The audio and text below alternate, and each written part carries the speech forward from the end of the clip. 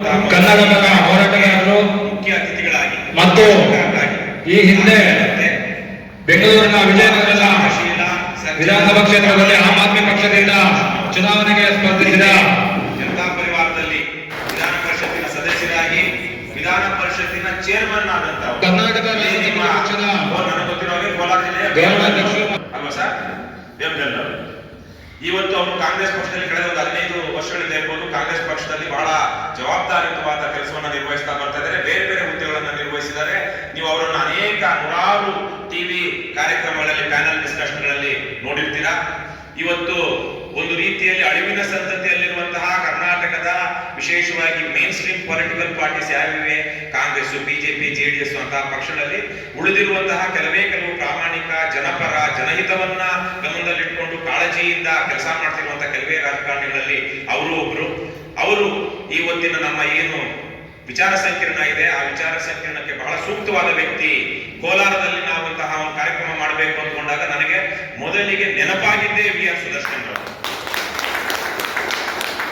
ಇನ್ನು ಯಾರಿದ್ದಾರೆ ಕೋಲಾರ ಜಿಲ್ಲೆಯಲ್ಲಿ ಯಾರಿದ್ದಾರೆ ಅಂತ ಹುಡುಕಿದಾಗ ನಮಗೆ ಒಂದು ಚುನಾವಣೆಗಳನ್ನ ಎದುರಿಸಿ ಸಕ್ರಿಯವಾಗಿ ಎದುರಿಸಿ ಸೋತು ಗೆದ್ದು ತಮ್ಮ ಸಿದ್ಧಾಂತಗಳಲ್ಲಿ ರಾಜಿಯಾಗದೆ ಜನಪರವಾಗಿ ಕೆಲಸ ಮಾಡ್ಕೊಂಡು ಬರ್ತಿರುವಂತವ್ರು ಯಾರಿದ್ದಾರೆ ಅಂತ ಕೋಲಾರ ಜಿಲ್ಲೆಯಲ್ಲಿ ಇವತ್ತಿನ ವರ್ತಮಾನದಲ್ಲಿ ಗಮನಿಸಿದಾಗ ನಮ್ಗೆ ಅಷ್ಟಾರು ಜನ ಕಣ್ಣಿಗೆ ಬೀಳಲಿಲ್ಲ.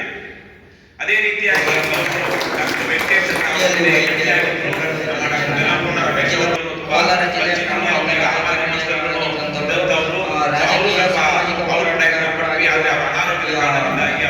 ನಮಗೆ ಸಂಪರ್ಕ ಸಿಗಲಿಲ್ಲ.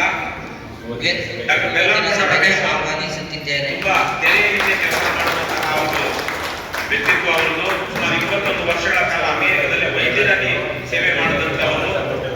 ಆಗ್ಲೇ ಅವರು ಹೇಳಿದಾಗೆ ಮೊಹಮ್ಮದ್ ಯೂನುಸ್ ಈ ಮುಂದಿನ ಬಾಂಗ್ಲಾದ ದೊಡ್ಡ ನಾಯಕ ಅವರು. ಬಾಂಗ್ಲಾದ ಒಂದು ರೀತಿಯ ಯಾವ ತರಕ್ಕೆ ಪೊಸಿಷನ್ ಇದೆ ಗೊತ್ತಿಲ್ಲ, ಒಂದು ಅಘೋಷಿತ ರಾಷ್ಟ್ರಪತಿ ತನಕ ಉತ್ತಮವಾದಂತಹ ಇಡೀ ದೇಶ ಇವತ್ತು ಅಲ್ಲೋಲಕಲ್ಲೋಲವಾಗಿರುವ ಸಂದರ್ಭದಲ್ಲಿ ದೇಶದ ನಾಯಕರಾಗಿ ಅಲ್ಲಿ ವ್ಯವಸ್ಥೆಯನ್ನು ಮತ್ತೆ ಕಟ್ಟೋದಕ್ಕೆ ಕೆಲಸ ಮಾಡ್ತಿರುವಂತವರು.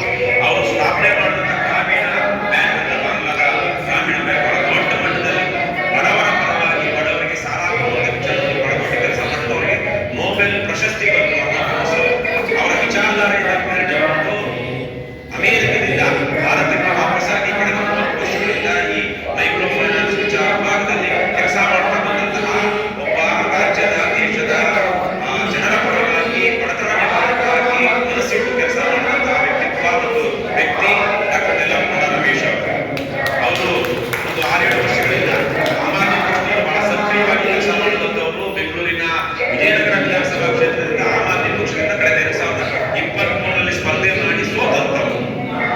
ಯಾವುದೇ ಹಣ ವಂಚನೆ ಇಲ್ಲದೆ ಚುನಾವಣಾ ಅಕ್ರಮಣ ಮಾಡದೆ ಚುನಾವಣೆಗಳನ್ನ ಎದುರಿಸಬೇಕು ಅನ್ನುವಂಥ ನಿಟ್ಟಿನಲ್ಲಿ ಅದರಿಂದ ಮಾತ್ರ ಭ್ರಷ್ಟಾಚಾರ ನಿಲ್ಲಿಸಬಹುದು ಅನ್ನುವಂಥ ನಿಟ್ಟಿನಲ್ಲಿ ಕೆಲಸ ಮಾಡ್ತಾ ಬಂದಂತವರು ಈಗ ಭಾಷಾ ಹೋರಾಟಗಾರರಾಗಿದ್ದರೆ ಯಾವುದೇ ದೇಶದ ಯಾವುದೇ ಭಾಗದಲ್ಲಾದರೂ ಸ್ಥಳೀಯ ಭಾಷೆಗೆ ಮಾನ್ಯತೆ ಸಿಗಬೇಕು ಮತ್ತು ಕರ್ನಾಟಕದಲ್ಲಿ ಕನ್ನಡ ಆಡಳಿತ ಭಾಷೆಯಾಗಿ ಇದು ಕೆಳಹಂತದಿಂದ ಮೇಲಂತದವರೆಗೂ ಅದು ಭಾಷೆ ಅದನ್ನೇ ಬಳಸಬೇಕು.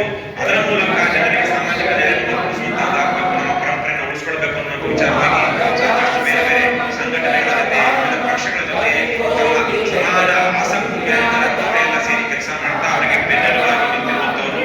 ಅವರು ಇವತ್ತು ಕೋಲಾರದಲ್ಲಿ ಬೆಂಗಳೂರಿನಲ್ಲಿ ನಾವೆಂತಹ ಕಾರ್ಯಕ್ರಮ ಮಾಡೋದಕ್ಕೆ ಒಂದು ಕೆಲವೊಂದು ಅದನ್ನ ಬೇರೆ ರೀತಿಯ ಕಾರ್ಯಕ್ರಮ ಮಾಡ್ತಾ ಇದ್ದೀವಿ. ಅದೇ ಬೆಂಗಳೂರಿನಲ್ಲಿ ಈ ತರದ ಕಾರ್ಯಕ್ರಮ ಆಗಬೇಕು ಕಾರಣದಿಂದಾಗಿ ಕೋಲಾರ ತುಂಬಾ ದೂರ ಇಲ್ಲ. ಹಾಗಾಗಿ ಅವರು ಕೋಲಾರಕ್ಕೆ ಬರ್ಬೋದು ಅಂದ್ಕೊಂಡು ನಾನು ಅವರನ್ನು ವಿನಂತಿಸಿದಾಗ ಅವರು ಸಹ ಬಹಳ ಗೌರವ ಕೊಟ್ಟು ಇವತ್ತಿನ ಕಾರ್ಯಕ್ರಮಕ್ಕೆ ಬಂದಿದ್ದಾರೆ. ಡಾಕ್ಟರ್ ಬೆಲ್ಲಂಕೊಂಡ ರಮೇಶ್ ಅವರಿಗೂ ಸಹ ನಾನು ಧನ್ಯವಾದಗಳನ್ನು ಈ ಸಂದರ್ಭದಲ್ಲಿ ತಿಳಿಸ್ತೇನೆ. ಈಗ ನೇರವಾಗಿ ಚುನಾವಣಾ ಸುಧಾರಣೆಗಳ ವಿಚಾರಕ್ಕೆ ಬರೋದಾದ್ರೆ ಈ ಚುನಾವಣಾ ಸುಧಾರಣೆಗಳ ಅಗತ್ಯ ಏನಿದೆ?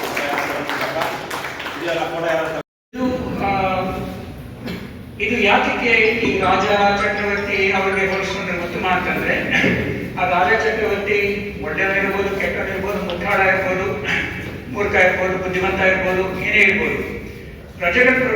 ಪ್ರಜಾಪ್ರಭುತ್ವದಲ್ಲಿ ಎಲ್ಲಾ ಪ್ರಜೆಗಳನ್ನು ಒಳ್ಳೆಯ ಕೊಡುಗೆಗಳನ್ನ ಸಂಗ್ರಹಿಸಿ ಎಲ್ಲಾ ಪ್ರಜೆಗಳನ್ನು ಒಳ್ಳೆಯದಾಗುವ ಹಾಗೆ ಮಾಡುವ ಹಾಗೆ ಒಂದು ವ್ಯವಸ್ಥೆ. ಅದರಿಂದ ಇದು ತುಂಬಾ ಈ ರಾಜ ಚಕ್ರವರ್ತಿಗಿಂತ ತುಂಬಾ ಉತ್ತಮವಾದ ವ್ಯವಸ್ಥೆ ಇದು. ಆದರೆ ಈಗ ಇಲ್ಲಿಗೆ ಎಷ್ಟೊಂದು 100 ಜನ ಇರ್ಬೋದು ಅಂದಾಜಾಗಿ ನಾವೇನೇ ಒಂದು ತೀರ್ಮಾನ ಮಾಡಬೇಕಾದ್ರೆ 100 ಜನಕ್ಕೆ ಹೇಗೆ ತೀರ್ಮಾನ ಮಾಡೋದು, ಸಮಾಜದ 1,00,000 ಜನ ಇದ್ದಾರೆ, 1,00,000 ಜನ ಹೇಗೆ ತೀರ್ಮಾನ ಮಾಡೋದು, 1,00,000 ಜನರಿಗೆ ಪ್ರತಿ ವಿಷಯಕ್ಕೂ ಎಲ್ಲ 1,00,000 ಜನ ಸಭೆ ಸೇರಿ ಹೌದು ಈ ತರ ಮಾಡಬೇಕು ಅಂತ ಮಾಡಬೇಕಾಗುವುದಿಲ್ಲ. ಅದಕ್ಕೆ ನಮಗೆ ದಿನನಿತ್ಯ ಕಾರ್ಯಗಳಿಗೆ ಒಂದು ಪ್ರತಿನಿಧಿಗಳು ಬೇಕು. ಸೊ ಆ ಪ್ರತಿನಿಧಿಗಳು ಅವರ ಕರ್ತವ್ಯ ಏನು, ಪ್ರಜೆಗಳ ಹಿತಕ್ಕೋಸ್ಕರ